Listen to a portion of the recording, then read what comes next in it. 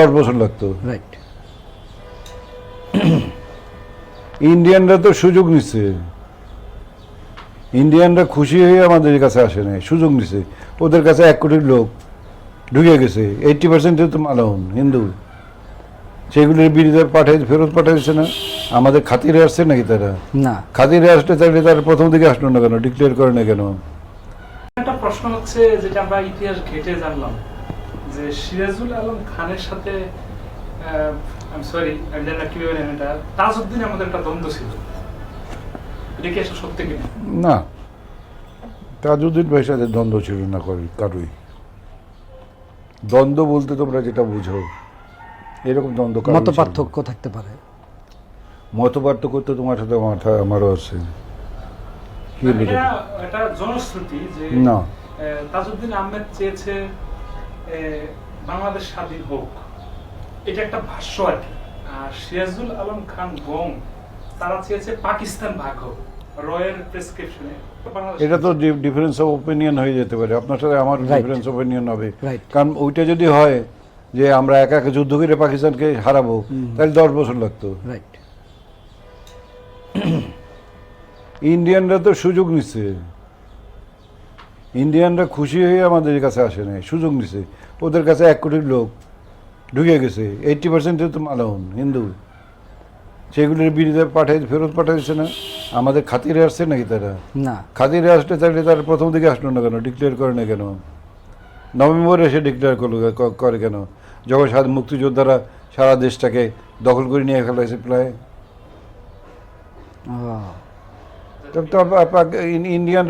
ইন্ডিয়ানরা যেটা করছে, political backing দিচ্ছে। সে পলিটিক্যাল ব্যাকিং তো ওদের চেয়ে বেশি দিছে রাশিয়া। তার নাম তো আপনারা কেউই নেন না। ইন্ডিয়ার চেয়ে বেশি। ইন্ডিয়া তো কি পাল্টা দিছে? ইন্ডিয়া আর্মস দিছে, অ্যামুনিশন দিছে। যুদ্ধ কমপ্লিট করার জন্য 6 মাস আগে ভেটো দিছে রাশিয়া। 8টা কান্ট্রির এগেনস্টে রাশিয়ার ভেটোর জন্য যুদ্ধ চলতেছে। রাশিয়া 2বার ভেটো দিছে, একবার না, 2 টাইমস। রাশিয়ার ঋণ আমরা শোধ করতে পারবো নাকি জীবনে কোনো দিন? কিন্তু রাশিয়ার নামটা এই পিছনে পড়ে যাওয়ার কারণ কি ছিল? ওরা প্রচার চায় না, ওসবের মধ্যে নাই। মানে ওরা নিজে থেকে এটা কেন বলবে? 7 ফ্লিট আসলো না যে লাস্ট টাইমে আইসে মধ্যপ্রাচ্যে ছাদে, আপনারা যখন স্বাধীন হলেন তার আগে যে আইসে ভূমধ্যসাগর এসে চলে গেল। 7 ফ্লিট চলে বাধ্য হলো আবার ঘুরায় নিতে। কেন ঘুরে গেল? 7 ভ্লাদিভস্টক থেকে রাশিয়ান 6 ফ্লিট চলে আসতেছিল, তার জন্য তারা ফেরত চলে গেল। না আসলে তো আরো দিত ব্যাম্বু, আরো 6 মাস। ইন্ডিয়া কি করছে? 14,000 লোক মারা গেছে, কোন বালফালানি হয়েছে যাতে? কিন্তু এত বড় একটা রাশিয়ার যে এত বড় ভূমিকা, এই নতুন প্রজন্ম কিন্তু Chittagong port, it was closed. Ship ডুবে, সমস্ত কিছু দিয়ে কোনো শিপ ঢুকতে পারে না ভিতরে। 9 মাস এখানে রাশিয়ান নেভি এখানে কাজ করছে। 9 মাস পরে এই চিটাং পোর্টে ঢুকছে এবং সেখানে তাদের 7 জন লোক মারা গেছে। কেউ বলে না তাদের কথা।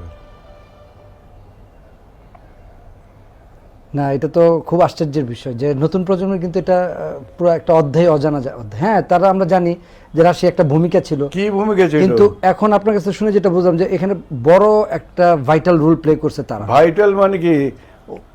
আমেরিকা পাকিস্তান বলতেছে যুদ্ধ বন্ধ করো। মুক্তিযোদ্ধারা যখন যুদ্ধ স্টার্ট করছে মাঝামাঝি, তখন বলছে যুদ্ধ বন্ধ করো। সিকিউরিটি কাউন্সিলে ভেটো দিছে কে? রাশিয়া। লাস্ট টাইমে যখন পারে না পাকিস্তান, আধামারও হয়ে গেছে, যুদ্ধ বন্ধ করার জন্য পাগল হয়ে গেছে। আমেরিকার পায়ে ধরছে, বাবা তাড়াতাড়ি ওদের বন্ধ কর, তা নাহলে ওরা আমার মেরে ফেলাবে। আবার ন্যাশনাল সিকিউরিটিতে গেছে। রাশিয়া বলছে যে 2 দফা ন্যাশনাল সিকিউরিটিতে এটা উঠছিল।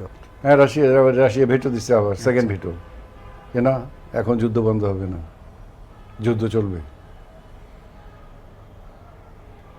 ভেটো হয় সিকিউরিটি কাউন্সিলে সহজে না, তো সেই ভেটো দিছে রাশিয়া। বাংলাদেশের জিনিসপত্র, খাদ্যদ্রব্য জিনিসপত্র আসা শুরু করছে রাশিয়ার কারণের জন্য। চিটাং এয়ারপোর্ট ইয়ে Shipyard. সিপোর্ট পরিষ্কার হয়েছে। ইন্ডিয়া করছে, ইন্ডিয়া তো চুরি করে নিয়ে চলে গেছে সমস্ত আর্মস অ্যামিউনিশনস আমাদের যত ছিল দামি, যারা ওরা জীবনে কোনদিন দেখেনি কোনদিন, ওরা তো গাড়িই দেখেনি কোনোদিন। ওদের দেশের আমি খারাপ বলি না, নিজেদের দেশে যেটা তৈরি হয় সেই জিনিসটা তারা চালাইছে, কিন্তু বাইরে জিনিস আসছে না। যখন তারা দেখছে যে নিজেদের দেশের জিনিস বাইরে তারা চালাইতে পারতেছে, এক্সপোর্ট করতে পারতেছে, তখন তারা বিদেশি গাড়ির এন্ট্রি দিচ্ছে।